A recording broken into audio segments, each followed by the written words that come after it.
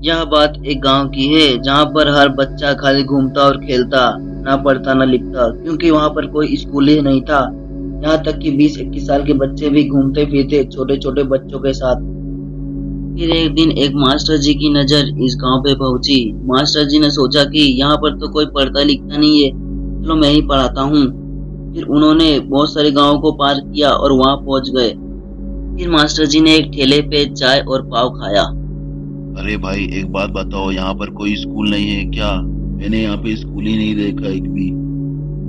अरे भाई, मुझे नहीं मालूम यहाँ पे स्कूल क्यों नहीं खुलता है। कहते हैं बहुत साल पहले एक मास्टर जी आए थे जिन्होंने बच्चों को गायब कर दिया था और खुद भी गायब हो गए थे। यहाँ पर तो हर बच्चा सुबह शाम तक घूमता रहता है, लेकिन आपको क्या चिंता है इसकी? फिर मास्टर जी पास ही के एक जंगल में आकर बैठ जाते हैं और अपने में ही कुछ बड़बड़ाने लगते हैं। अरे नहीं, यहाँ पर तो मुझे एक स्कूल खोलना चाहिए ताकि यहाँ के बच्चे पढ़ सके। मुझे मेहनत से अपना स्कूल बनाना पड़ेगा ताकि यहाँ के बच्चे पढ़ सके और आगे बढ़ सके। फिर मास्टर जी जंगल से लकड़ियां काट कर बहुत ही मेहनत से एक स्कूल बनाते हैं उसी जंगल में, ताकि बच्चा पढ़ सके, हर बच्चे को शिक्षा मिल सके।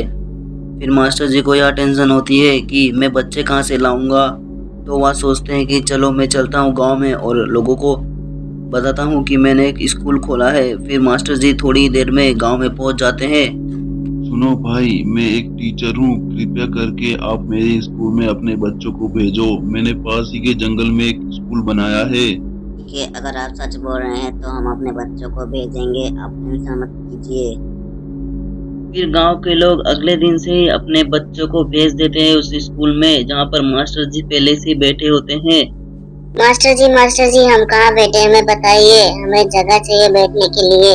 आप बहुत अच्छा पढ़ाएंगे, हम भी पढ़ेंगे। ये चुप बे लड़के, मैं तेरा कोई मास्टर वास्टर नहीं हूँ। मैं यहाँ का बहुत बड़ा भूत हूँ। मैं जंगल जंगल जाके गांव गांव जाकर बच्चों को खाता हूँ।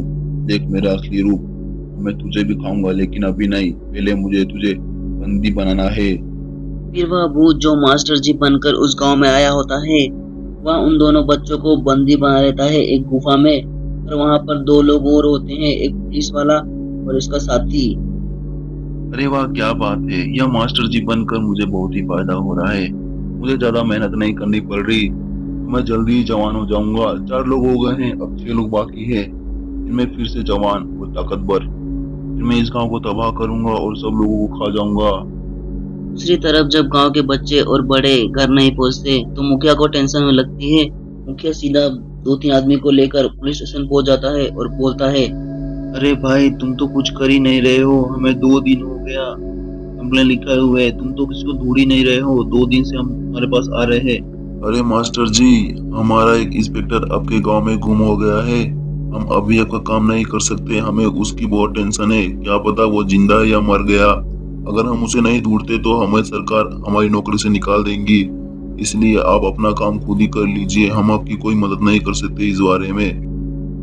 मुखिया को इंस्पेक्टर की बात बिल्कुल अच्छी नहीं लगती, इसलिए मुखिया अपना काम करना शुरू कर देता है। वह 2 आदमियों को लेता है और एक के हाथ में बड़ा सा लकड़ा और एक के हाथ में तलवार दे देता है, ताकि वह किसी को मार सके अगर उसके सामने कोई आए।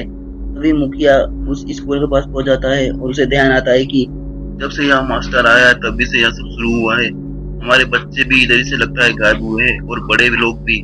इसीलिए मुझे उसी गुफा में जाना चाहिए जहाँ पहले यह हादसा हुआ था, क्योंकि हमारे गांव में यह हादसा पहले भी हो चुका है। तो मैं इस हादसे को दोहराना नहीं चाहूंगा, इसीलिए मैं वह गुफा को आग लगा दूंगा।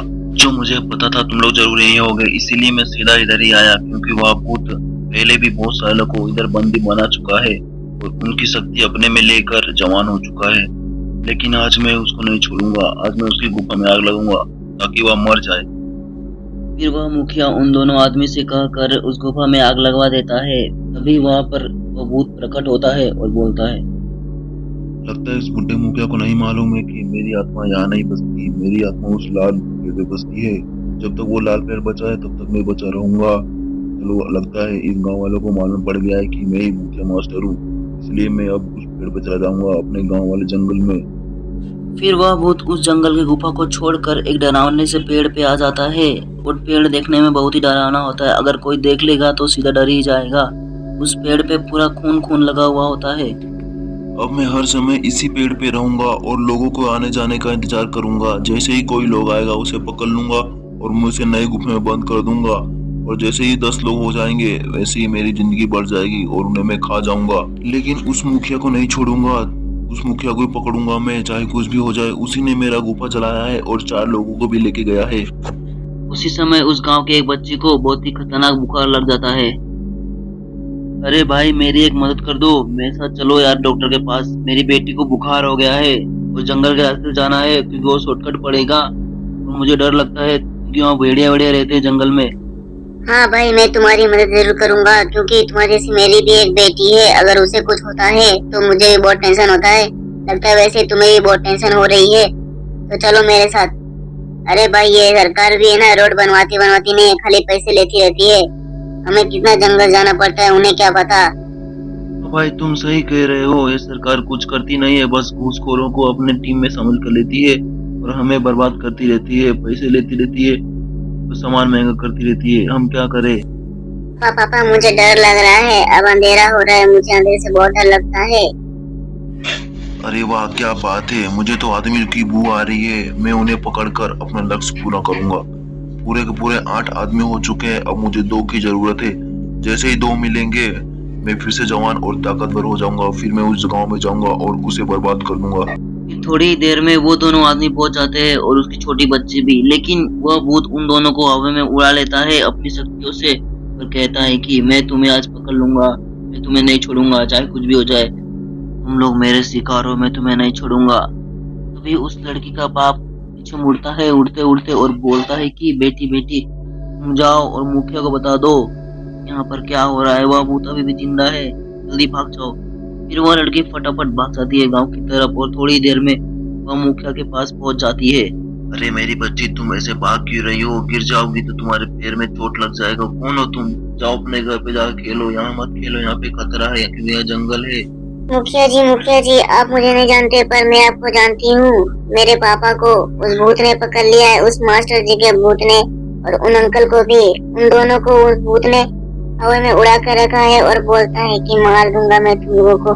मेरे पापा ने मुझे फटाफट यहाँ भेजा, बोला मुखिया के पास जाओ और उन्हें बुला के लेके आओ, इसलिए मैं भागती भागती सीधा आपके पास आ गई।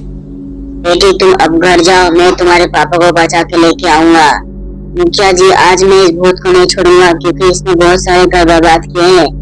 मुखिया जी और तांत्रिक थोड़ी देर में उस जंगल में पहुंच जाते हैं और तांत्रिक भूत को बोलते हैं कि तू एक बहुत ही खराब और गंदा भूत है, इसलिए मैं तुझे आज नहीं छोड़ूंगा। आज मैं तुझे भस्म करके ही रहूंगा। मैं अपनी पूरी शक्ति इस्तेमाल करूंगा और तुझे यहाँ पर ला करके ही छोड़ूंगा क्योंकि तूने बहुत सारे घर बर्बाद किए हैं। आज भगवान भी मेरी मदद करेंगे और मैं तुझे भस्म ही कर दूंगा। फिर वह तांत्रिक उसे भस्म कर देते हैं और वह जल के राख हो जाता है। तांत्रिक और मुखिया उस भूत को मार देते हैं पर उस छोटी बच्ची के पापा को नहीं बचा पाते, इसलिए मुखिया जी उसे गोद ले लेते हैं।